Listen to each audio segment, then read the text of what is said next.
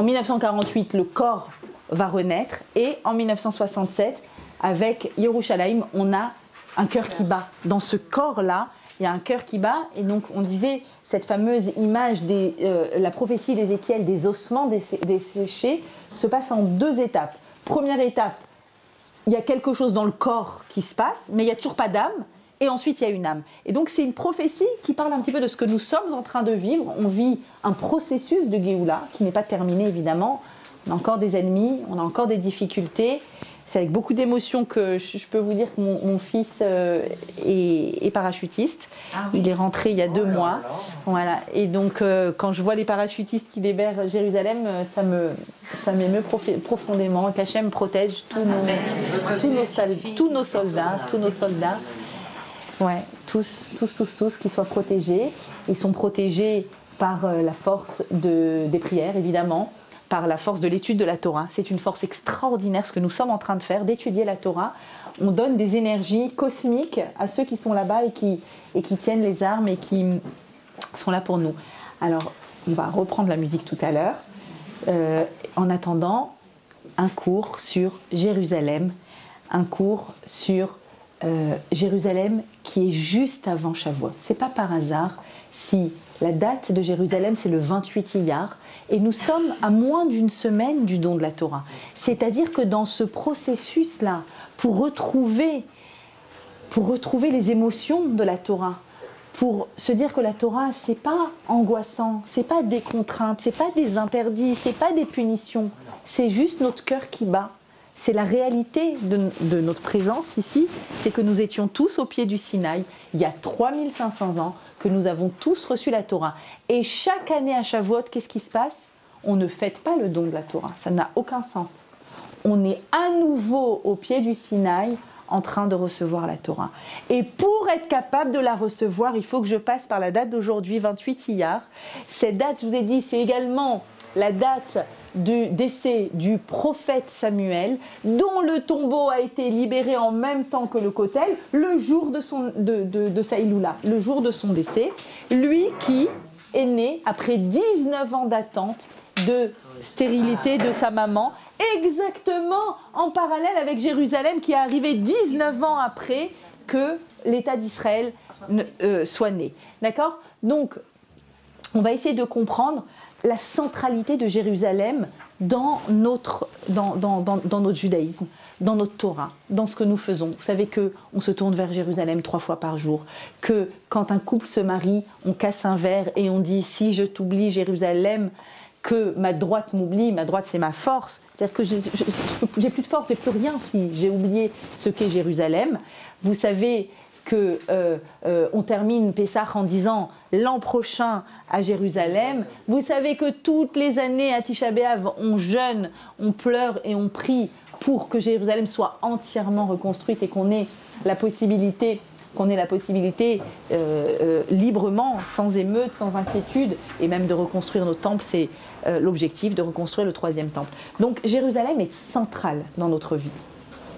Alors j'ai voulu que l'on regarde ensemble un psaume, le psaume 122 est le psaume qui parle de Jérusalem, d'accord?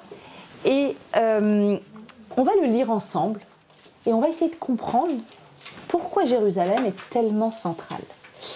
Je précise aussi que les psaumes ont été écrits par le roi David, et le roi David, c'est quand sa date, la date de la naissance et de la mort du roi David, le jour de Shavuot. Le jour de Shavuot, c'est l'incroyable rencontre entre la Torah et la Tfila. La Torah, Moshe, et la Tfila, la prière, par le roi David. Alors, que dit ce texte des psaumes? Shir HaMa'alot les David, cantique, le chant des degrés de David. Je me suis réjoui, dit David. Samarti, je me suis réjoui quand on m'a dit Bet Hashem Neler. Venez, on va dans la maison d'Hachem. Quelle joie! Ok. Et là, il commence. Et il décrit Omdot hayu raglenu. Nos pieds se tiennent droits dans tes portes, Jérusalem. Yerushalayim, Habnouya, construite. Construite comment? Comme une ville chez Choubra la Yardav, Choubra qui unifie tout le monde ensemble. la ville de l'unité.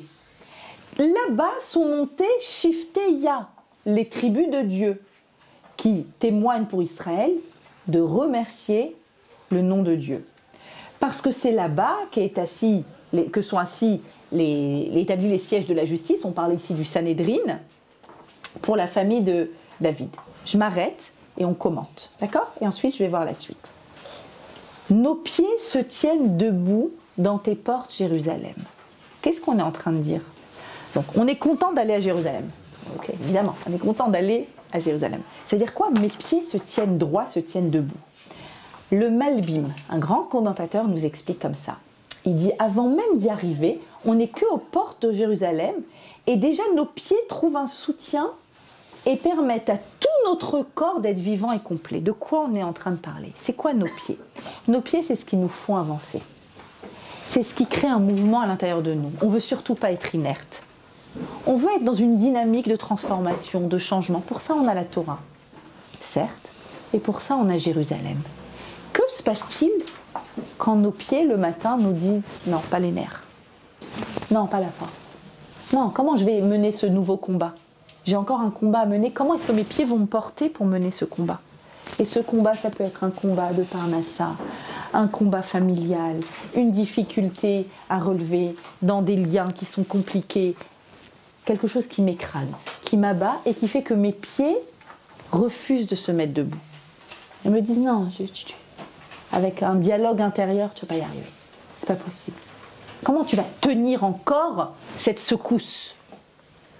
Et là, tu vois ce verset et tu dis attends, il y a un endroit dans le monde où mes pieds tiennent toujours debout, où mes pieds me disent vas-y, go, tu vas y arriver. Et cet endroit, c'est les ports de Jérusalem. Pourquoi? Parce que quand j'arrive dans les ports de Jérusalem, Shar HaYarayot, comme on l'a vu, qui a subi tellement de creux de balles, il y a eu tellement d'affrontements.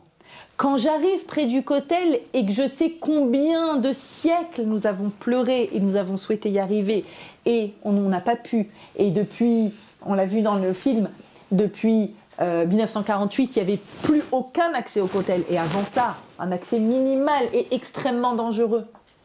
Et je me dis, je vois ces immenses pierres des portes de Jérusalem et du mur. Le mur du Kotel, c'est le mur qui entoure le Beth Amikdash. C'est pas le temple lui-même.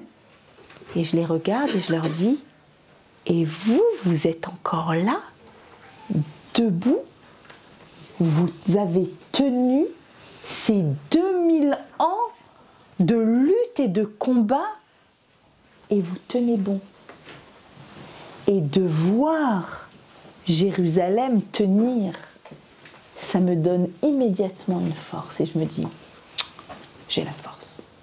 Si Jérusalem est encore là, si Jérusalem a réussi à être la rescapée d'infinis affrontements et d'être miraculeusement au centre de notre vie, vous avez vu la fête autour du Kotel, alors Jérusalem va m'infiltrer à moi des forces pour que mes pieds à moi, eux aussi, puissent accepter de continuer les secousses de la vie qu'on espère ne pas avoir évidemment.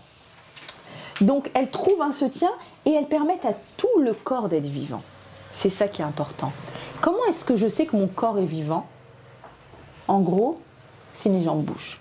Dans le sens, si je suis en mouvement, si je suis en transformation, si je vais quelque part, si je décide d'une direction, si je décide de quelque chose qui va bouger à l'intérieur de moi, alors ça veut dire qu'à l'instant, mon être est en mouvement, mon être est en transformation. Et donc c'est Jérusalem qui me donne la force de ce changement. De voir, c'est pour ça que je tenais à ce qu'on voit tous ces documentaires pour comprendre qu'il y a une force à l'intérieur de nous qu'on ne soupçonne pas. Il y a le cœur d'Israël qui est Jérusalem que l'on ne soupçonne pas, mais il y a aussi une force à l'intérieur de notre être, de notre corps, que l'on ne soupçonne pas. On continue. Pour remercier. Donc, chez Sham Aloushvatim, là-bas, on montait.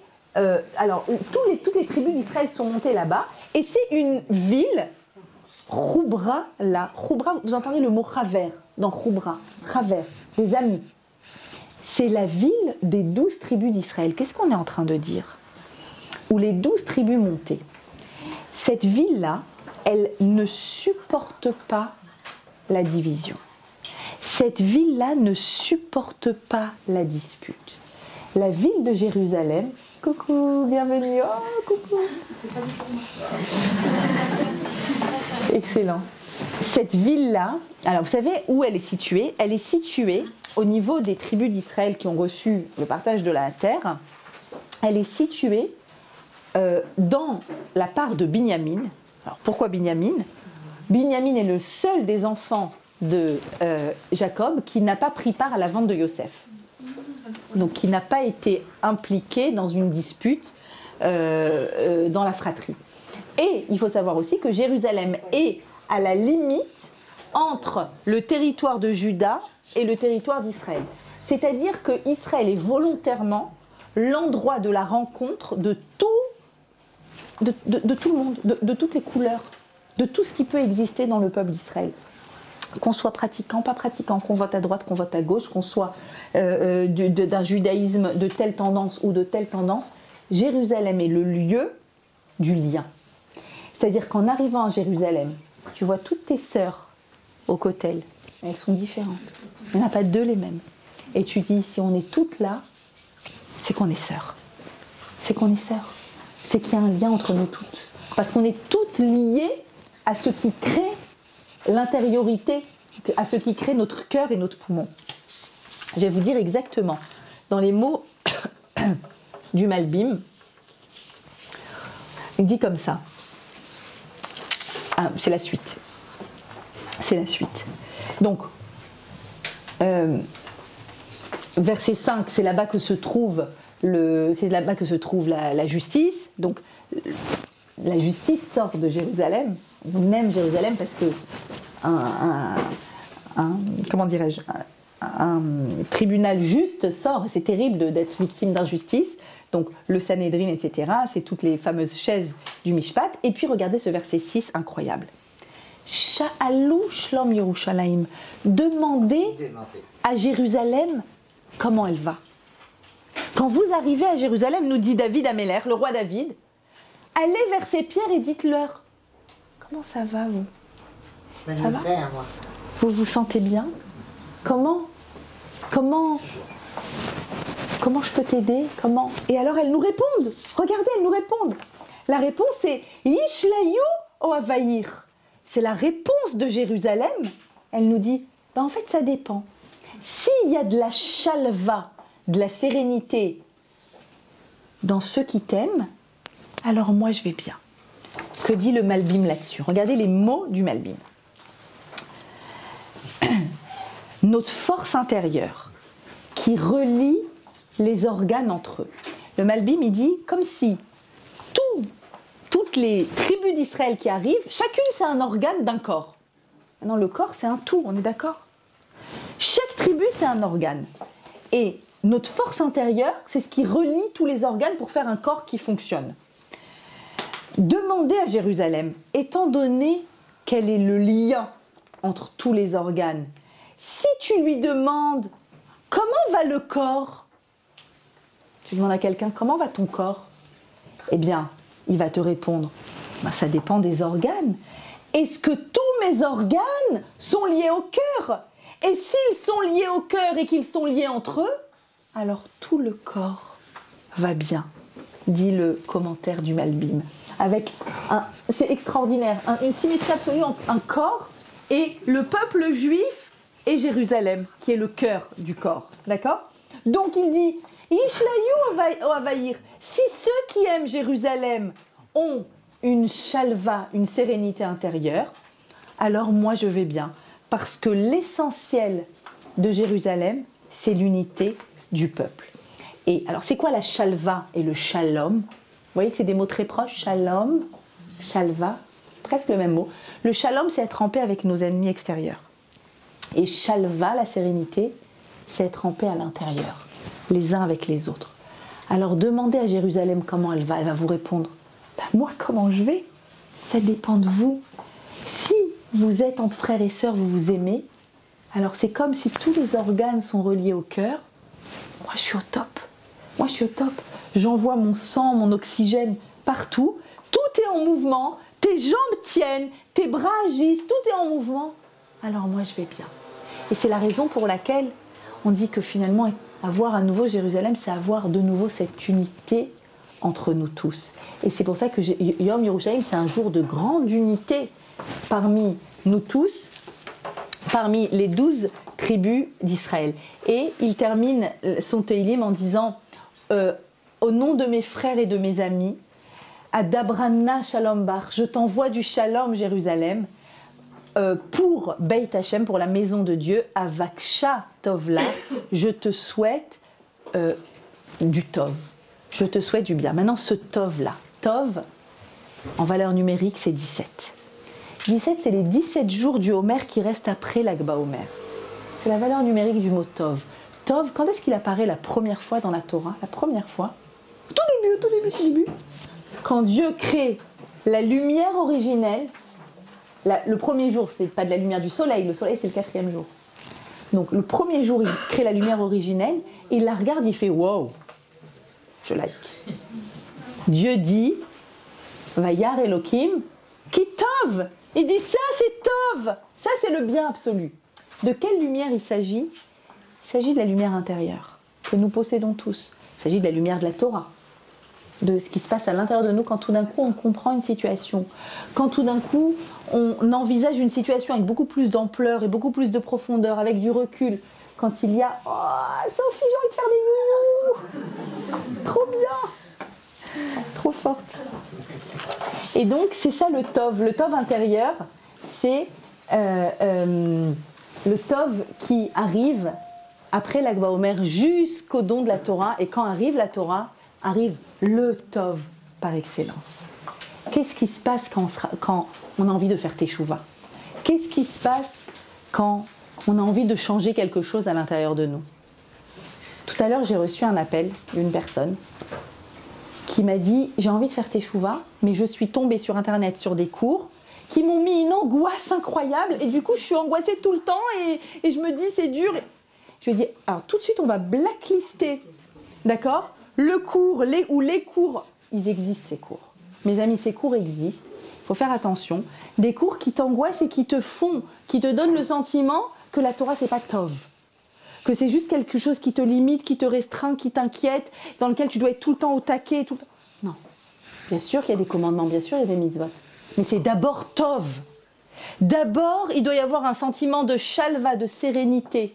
Il doit d'abord y avoir une connexion avec sa propre lumière intérieure. Il faut sentir, se connecter avec la Torah, Shavuot qui approche, c'est se connecter avec d'infinies profondeurs à l'intérieur de soi et être tellement heureux de savoir qu'on est plus que ce qu'on croyait être.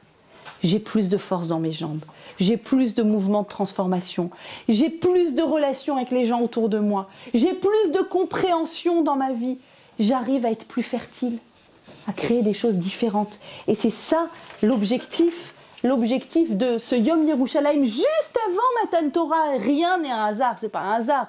S'il arrive juste avant Matan Torah, et d'ailleurs, il arrive le premier jour de la dernière semaine du Homer. C'est quoi la dernière semaine du Homer? C'est le Malchut. Malchut, c'est la royauté. Vous vous souvenez, il y a un thème.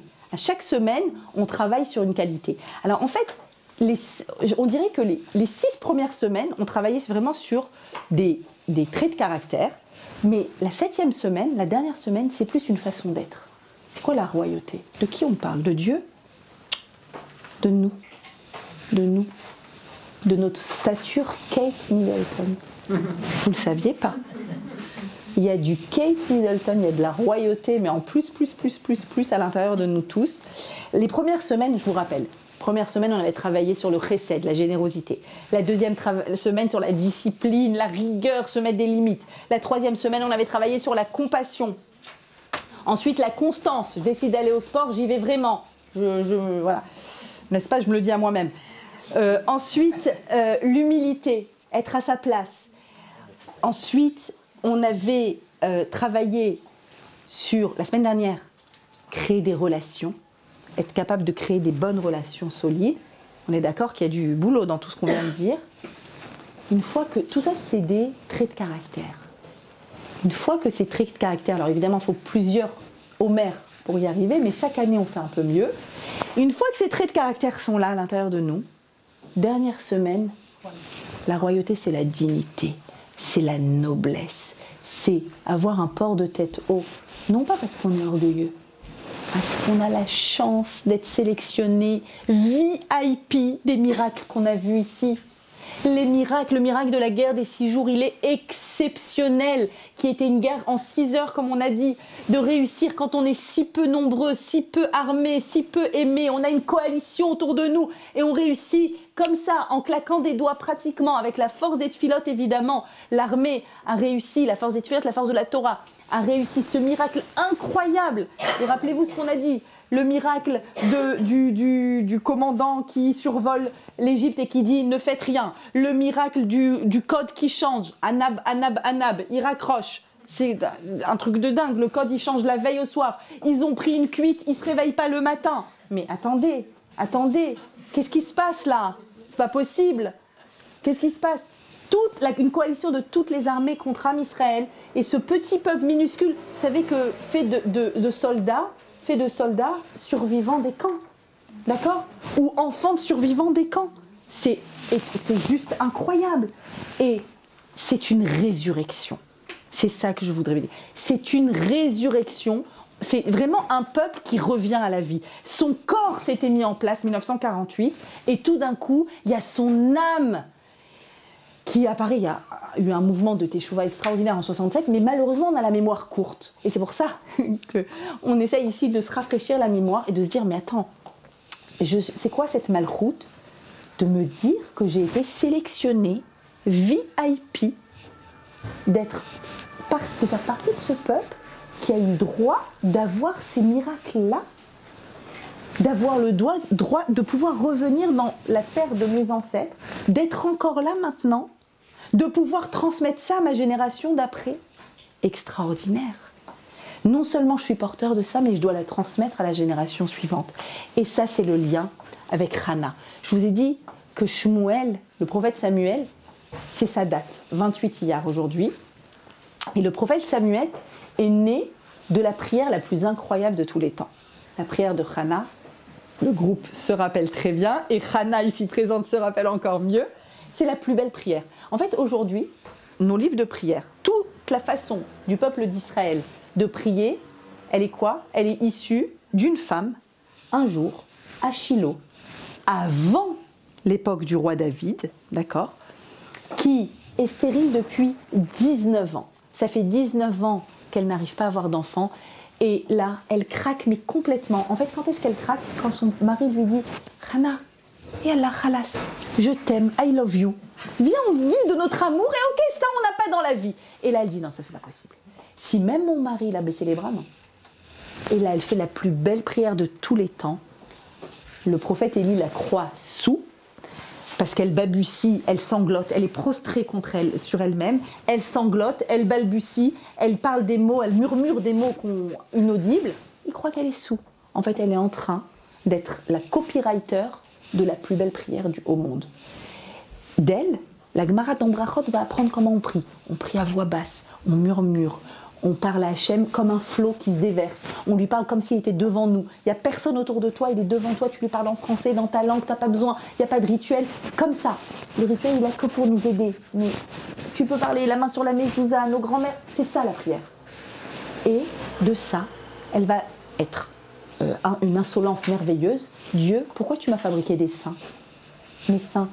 Et puis ça va allaiter, mais si tu m'as fait stérile, à quoi ils servent? Ah, donc tu as fabriqué des choses qui servent à rien? Hors de question. Et de là, elle va mettre au monde ce petit Samuel. Et le petit Samuel, elle va faire une promesse. Elle va faire une promesse. Hachem, tu m'envoies un enfant, je vais te dire. It's good for you. Fais une négociation de folie. Pourquoi c'est bien pour toi? Parce qu'en fait, c'est vrai qu'il y a quelque chose d'extrêmement égocentré dans le désir de maternité. Mais moi, je vais inventer un désir de maternité que je partage avec toi. Moi, c'est bien pour moi, mais pour toi aussi. parce que cet enfant, je le ramènerai ici chez le prophète Élie et il viendra œuvrer pour tout Israël. Il sera utile à tout le peuple juif. Elle nous a donné la recette, mais c'est the recette de la prière. Quand ta prière, elle est tellement vraie qu'elle est utile à la fois pour toi et à la fois pour Dieu. C'est-à-dire, elle réussit à se défaire finalement des couches de l'ego en disant « Hachem, je participe à un effort qui est un effort pour tout en Israël finalement. » Je vous dis, quelqu'un qui cherche à, je sais pas moi, à s'acheter une maison, la plus belle prière Hachem, cette maison, ça vaut le coup pour toi. Tu sais les shabbatotes que je vais faire et les invités que je vais mettre. Mais c'est la meilleure méthode. On veut réussir à trouver un autre job qui gagne mieux. Hachem, tu sais le maaser que je vais donner. D'accord? Ça va être magnifique, ça va être magique la tzedaka que je vais faire. Je vais te faire honneur, etc. etc. C'est vraiment transposable dans toutes les situations. C'est-à-dire qu'au lieu d'être complètement enfermé dans sa bulle, dans ce que je veux, il y a une forme d'ouverture. D'accord? Et donc, le prophète Samuel est celui qui plus tard va oindre le roi Saoul, et il va oindre le roi David par la suite. Donc c'est vraiment... Alors oui, je vous ai mis un verset concernant le prophète Samuel, un verset j'ai sélectionné pour celles qui ont la feuille. Umeil katon ta'ase Elohimo, un verset magnifique. Et il avait un petit manteau que sa maman lui avait fabriqué, Veha alta lo miyamim yamima, et elle le lui ramenait chaque année. En fait, une fois que son fils était chez le prêtre Élie pour participer à un effort de Kedusha, elle venait régulièrement lui amener un petit manteau qu'elle lui avait cousu et qui grandissait avec lui, forcément, au moins 3 fois par an, elle venait lui apporter la taille suivante. Et dit le Midrash, c'est avec ce manteau qu'il a été enterré. Et c'est un manteau très spécial. Pourquoi c'est un manteau très spécial? Parce que c'est un manteau réel, mais c'est aussi ici l'image, disent les Chachamim, du manteau qu'elle a tricoté avec ses larmes. Il y a comme chaque enfant a un manteau qui l'entoure et qui est fabriqué des larmes des prières d'une maman. Des prières d'une maman pour que son enfant grandisse bien, pour qu'il n'ait pas de difficultés dans sa vie, qu'il n'ait pas de mauvaises rencontres, qu'il évolue sereinement, qu'il réussisse ensuite lui aussi à bâtir son foyer et à transmettre cette flamme et cet amour, etc. Et c'est un manteau qui est entièrement cousu de prières. La fameuse prière de Hana. Et nous sommes à la veille de Rosh Chodesh Sivan. Nous sommes, le mois d'Iyar est un mois, alors vous savez le mot Iyar, dans le mot Iyar il y a le mot Or, lumière. Pourquoi? C'est un mois qui est entièrement dans le Homer et c'est le mois où les journées sont de plus en plus longues, il y a de plus en plus de lumière et c'est pas par hasard que c'est le mois qui amène à Shavuot, c'est pas par hasard si Shavuot arrive à un moment où Shabbat sort à 23h30 en gros, d'accord? C'est parce que en effet cette idée de lumière du soleil est un reflet dans le monde organique d'une autre lumière, celle qu'on reçoit le jour de Shavuot, l'intensité et l'intériorité de la lumière qui se trouve dans la Torah. Et donc, nous sommes veille de Rosh Chodesh Sivan, on termine le mois de Iyar, ce mois de lumière, on rentre vers le mois de Sivan, et quoi? Sivan, c'est le mois du don de la Torah, 6 Sivan. Veille de Rosh Chodesh Sivan, il y a une ségoula. Alors, je ne suis pas très ségoulotte d'habitude. Ceux qui connaissent, pas très ségoulotte. Cette ségoula, je ne sais pas comment vous dire, elle traverse, elle s'appelle la ségoula de la Tfilat Hashla, que nous vous avons préparée et qu'on peut retrouver sur l'application Essentielle, qu'on va vous distribuer et que Tirsa a gentiment fait en hébreu, en français, en phonétique, s'il vous plaît. D'accord? Donc il y a 3 feuilles pour chacun. Et cette tefila, c'est quoi? C'est une prière qu'a écrit le Shla Kadosh, que l'on récite veille de Rosh Chodesh Sivan, ça veut dire demain. Et cette prière, c'est la prière pour les enfants. Ça s'appelle la prière des enfants. Alors généralement, la prière des enfants, on a l'habitude de la faire après l'allumage des bougies de Shabbat. Et là, c'est une prière spéciale, un peu plus longue, dans laquelle On dit que finalement, on cite Abraham et la prière qu'il fait sur son fils Ishmaël. Et quand il apprend qu'il va avoir son fils Isaac et que c'est lui qui va maintenir et continuer la promesse de Dieu à Abraham, il a une inquiétude, Abraham, qu'on comprend. Il dit, et mon autre fils, Ishmaël, c'est son fils Ishmaël. Et il se tourne vers Dieu dans la Torah et il dit, Lou Ishmael ichye b'lefanicha, si seulement aussi Ishmaël pouvait être un bon gars. C'est le cas. C'est le cas. Je ne fais pas d'amalgame. Je veux dire, l'islam, c'est une religion qui est monothéiste. Ils prient, ils sont croyants, ça veut dire, la prière d'Abraham a été entendue. Que Ishmaël vive. Et on va citer dans cette prière la prière d'Abraham. Et on va dire, nous aussi, tous nos enfants qui à des moments nous donnent du fil à retordre et c'est compliqué et j'y arrive pas. Et combien de mamans viennent me voir à la fin des cours, Maria, j'ai pris pour mon fils qui trouve une femme juive et que ceci et que cela et que... Alors, vous allez prier vous pour ça, parce que vous allez faire cette prière qui est extraordinaire, dans laquelle on dit finalement, si Shmuel a eu un manteau cousu par une prière, alors quoi? Moi, je ne sais pas prier, bien sûr que je sais prier. Et moi aussi, je vais prier. Pourquoi veille de Rosh Chodesh Sivan? Parce que c'est le mois du don de la Torah. Et je veux que mon enfant comprenne que le message de la Torah est un message actuel, que ce n'est pas poussiéreux, que le message est pertinent, que c'est un message qu'il va pouvoir lui-même faire pénétrer dans son existence et à sa façon devenir lui aussi une des tribus d'Israël qui est liée à tout le reste du corps, par Jérusalem qui crée ce lien. Alors, donc on va vous le donner tout à l'heure.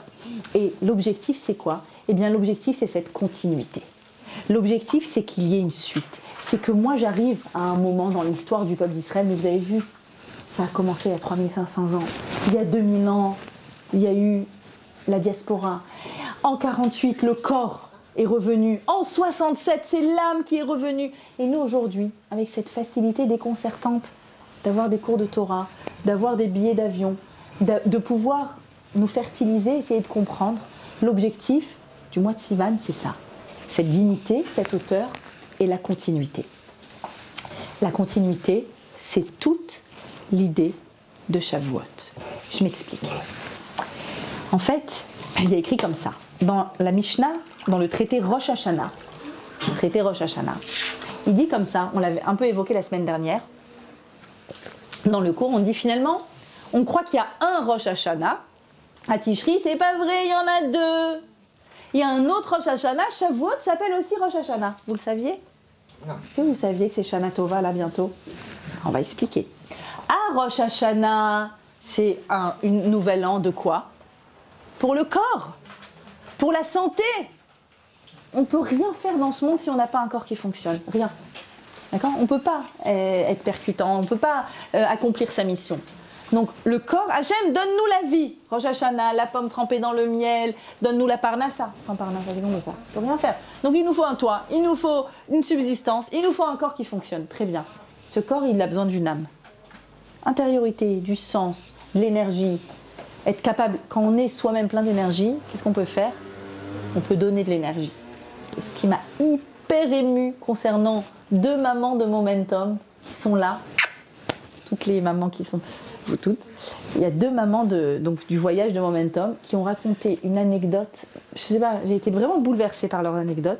Elles sont revenues avec une telle énergie du voyage que des personnes esselées de leur entourage, par hasard, il n'y a pas de hasard, ils ont réussi à leur donner l'énergie, une énergie contagieuse.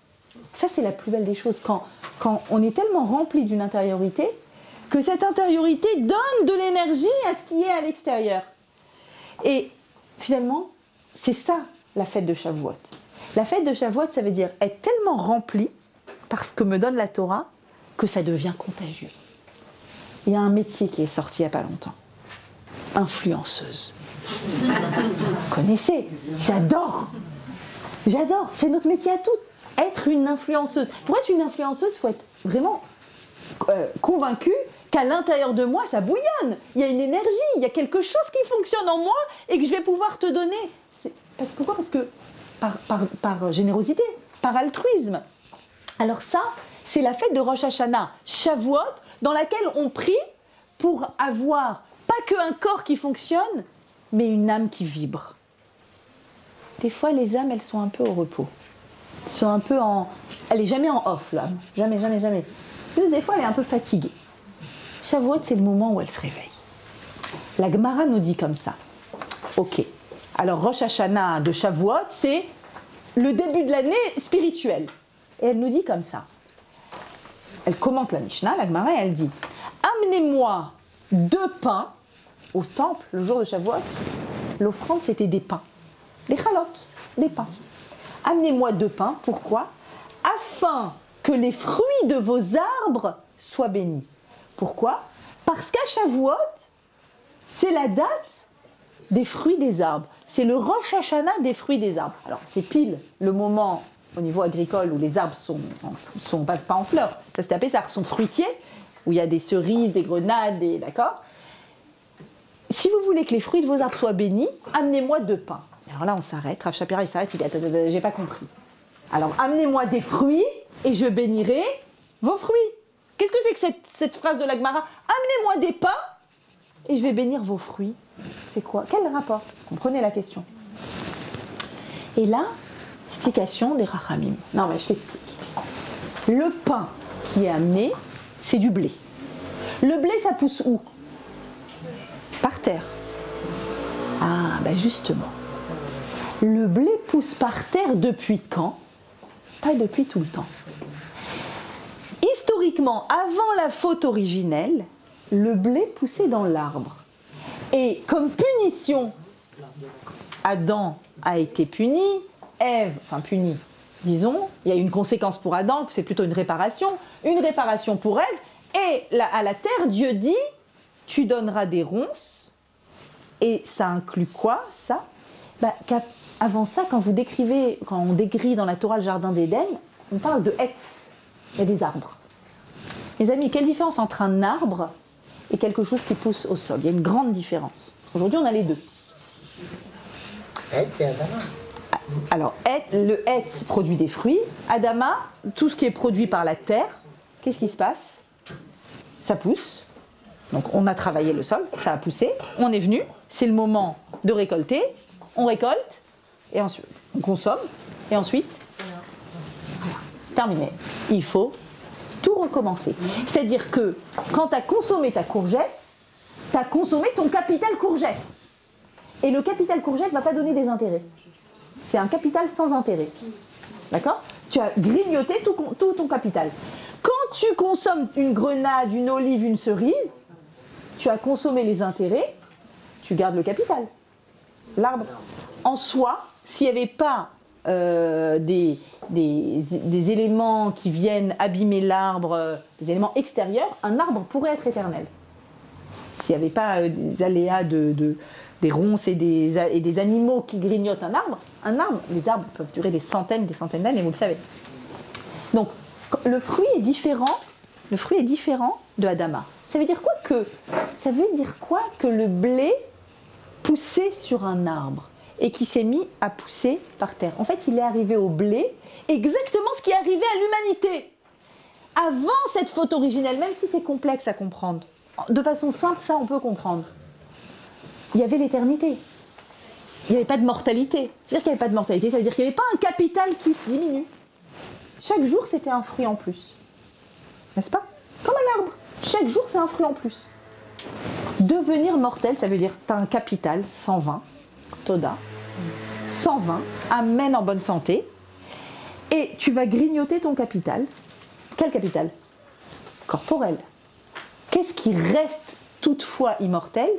L'âme. L'âme. Et l'âme, elle a cette capacité de pouvoir produire des fruits sans arrêt. L'âme, c'est le monde émotionnel, c'est le monde intellectuel. On a des ressources au niveau de notre âme qui sont infinies. Comment vous pouvez le ressentir? C'est facile à ressentir. Chaque bébé qui arrive dans notre vie, on a moins d'amour. La quantité d'amour qu'on a, on la divise. Ça, c'est l'aîné qui est jaloux. Il croit que tu vas l'aimer moins. La vérité, c'est que quoi? C'est que tu as toujours plus. Et tu as une nouvelle copine, tu as moins d'amour, tu as encore plus. D'accord? Et ton mari, tu le connais encore mieux et tu crées encore mieux ton lien. Tu as encore plus d'amour. Tu produis encore plus. On produit sans... Notre monde intérieur, notre monde émotionnel est capable de produire encore et encore à l'infini. Il n'est pas limité. C'est que le corps qui est limité. Qu'est-ce que ça veut dire que Shavuot, c'est le Rosh Hashanah des fruits de l'arbre? C'est-à-dire que c'est le Rosh Hashanah de l'âme. De l'âme qui est infinie, qui n'a pas un capital limité. Dans 120 ans de vie, sache que tu as une âme avec une force illimitée, avec des ressources illimitées. Le bien que tu peux faire autour de toi est infini et illimité. Les énergies que tu peux déverser sont illimitées. Exactement comme quoi? Comme un arbre qui redonne des fruits encore et encore et encore. Je vais vous dire les mots du Zohar HaKadosh, comment il dit ça, de façon codée. Donc la Kabbalah, c'est codé, mais du coup on va comprendre. Il dit, tu sais c'est quoi Shavuot? Je vais te décrire c'est quoi Shavuot. Shavuot, c'est transformer le sang de la femme qui est Nida, qui a ses règles, en lait maternel. Comment ça se transforme? Le fait d'être Nida, d'avoir un cycle, c'est quoi? C'est l'expression du capital qui limite. Un mois de passé, un ovule en moins, on est d'accord? Donc c'est l'expression de notre mortalité. Mais des fois, on a le bonheur de vivre une grossesse. Et cette grossesse donne naissance à un bébé. Et immédiatement, notre corps, en même temps, fait quoi? Prolactine, produit du lait. Et comment il fonctionne le lait? Ah, ça, c'est magique. Plus le bébé tire, plus t'en as. Comme l'amour. Plus il faut en donner, plus t'en as. C'est-à-dire que ton corps, c'est vrai, ton corps, il a un capital limité. Mais ton âme, pas du tout.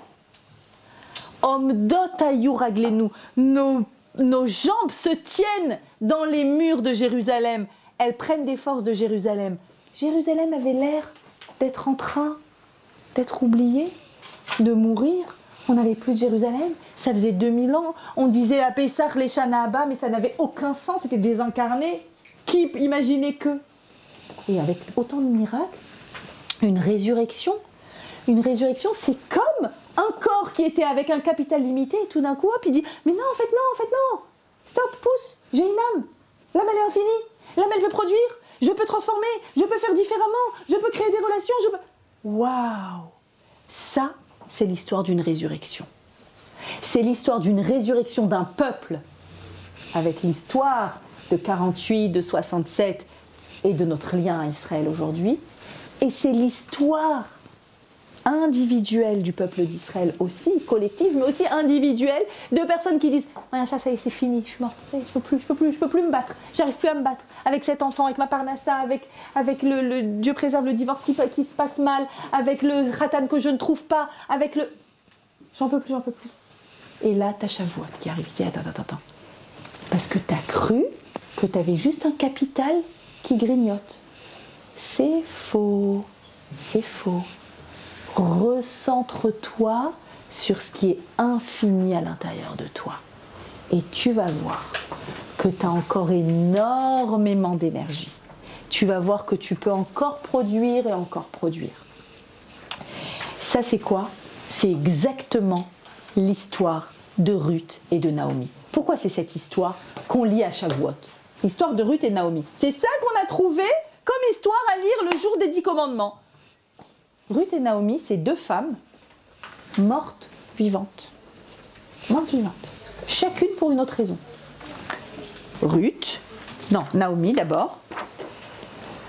Naomi dit, elle revient en deux mots, rappelez-vous, elle est partie, il y avait la famine, elle est partie avec son mari qui était chauffette, qui était extrêmement riche. Il n'y avait pas de roi à cette époque, mais il y avait le numéro 1 d'Israël. Et elle est partie avec son mari et ses deux fils et toute leur richesse vers Moab, un pays voisin, pas très copain avec nous, et qu'on n'aime pas tellement parce qu'ils ne sont pas très généreux en général. Et elle va là-bas, et là-bas, elle perd en 2 temps 3 mouvements, en 3 versets, elle perd son mari, elle perd ses 2 fils, qui s'était au préalable mariée avec 2 princesses moabites, et elle perd toute sa fortune. Au bout d'un certain nombre d'années, quand elle entend qu'il n'y a plus de famine, elle va retourner en Israël. Une de ses belles-filles repart dans le palais du roi, et l'autre belle-fille reste liée à elle, c'est la fameuse Ruth, l'exemple de la conversion la plus pure et la plus authentique. Et en arrivant en Israël, on voit une femme en haillons, nu-pieds, qui est affaiblie par la vie, par les épreuves de la vie. Et tout le monde la regarde et dit « Azot Naomi, ce serait Naomi ». Elle s'appelle Naomi parce que Naomi veut dire Naïma. Naïma, c'est agréable, douce. Tout le monde l'adore, Naomi. Naomi, c'est la best, c'est la meilleure. Dès qu'il y avait une mariée, elle lui prêtait, comme elle était très riche, elle lui prêtait ses robes, ses chaussures, ses diadèmes. Tout le monde adore Naomi. C'est pour ça qu'on l'appelle Naomi. On la voit arriver en haillons, quelques années après, je crois, 10 ans après. Et on dit Azot Naomi. Et réponse de Naomi, non, non, non, non, je ne m'appelle pas Naomi. Naomi, ça veut dire douce. Et pas du tout. Appelez-moi Mara, amertume. Pourquoi ? Parce que l'Éternel m'a abreuvée d'amertume, dit-elle. Je suis partie d'ici comblée de biens et Dieu me ramène les mains vides. C'est le texte de Ruth. Pourquoi m'appeler Naomi alors que Dieu m'a humiliée et que le Tout-Puissant m'a infligé de malheur ? Voilà le début du texte de Ruth. Une femme morte vivante. Elle n'a plus rien. Et pour manger un bout de pain, sa belle-fille Ruth va aller glaner des épis. Ruth, une autre femme morte vivante. Elle était issue du palais, mais par conviction, elle a adhéré à la Torah. Son mari, le fils de Naomi, est décédé. Elle n'a pas d'enfant, elle n'a pas de biens, et surtout, c'est une convertie qui n'est pas acceptée par Israël, parce qu'elle vient de Moab, et Moab, on n'aime pas du tout, du tout. Mauvaise réputation. Donc elle n'est pas acceptée. Donc demain, elle va se marier, mais non, qui se marie avec une femme qui est... Non, c'est une non-juive de Moab. Qu'est-ce qui va sortir d'elle ? Rien. C'est une pauvre femme en haillons qui va glaner des épis de blé. Et la suite de l'histoire, vous la connaissez. Boaz, qui est le chauffette, le juge à cette époque, qui accepte de faire le lévira, c'est-à-dire c'est un proche parent de son époux décédé, et qui va l'épouser. Elle va, à la fin de toutes ces longues péripéties, elle va donner naissance à la fin de la Megillah à un bébé qui s'appelle Oved, qui n'est personne d'autre que le grand-père du roi David, dont nous avons lu les psaumes tout à l'heure. C'est-à-dire qu'elle va donner naissance à la généalogie du roi David et du Mashiach. 2 femmes qui étaient au bout des épreuves. Le jour de Shavuot, quand on veut que tu te connectes à ta résurrection, qu'est-ce qu'on fait ? On te fait vivre Yom Yerushalayim 6 jours avant. Et on te dit, t'as vu Jérusalem ? Toi aussi tu peux. Toi aussi tu peux. C'est ton histoire. Et le jour de Shavuot, on te fait les Ruth et Naomi. On te dit, regarde comment se termine le texte de Ruth et Naomi. Elle donne naissance à ce bébé miraculeux Oved. Alors les femmes, j'adore dans la Megillat Ruth, on parle toujours des femmes.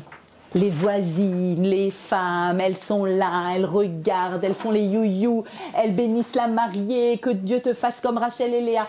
Elles sont en groupe, les femmes. Il y a un power, woman power extraordinaire dans ce texte. Et donc là, Hanashim, les femmes, qu'est-ce qu'elles disent ? Elles disent à Naomi, Baruch Hashem, que soit béni Dieu, Asher lo hishbit lach goel, qui ne te laisse pas manquer d'un libérateur aujourd'hui.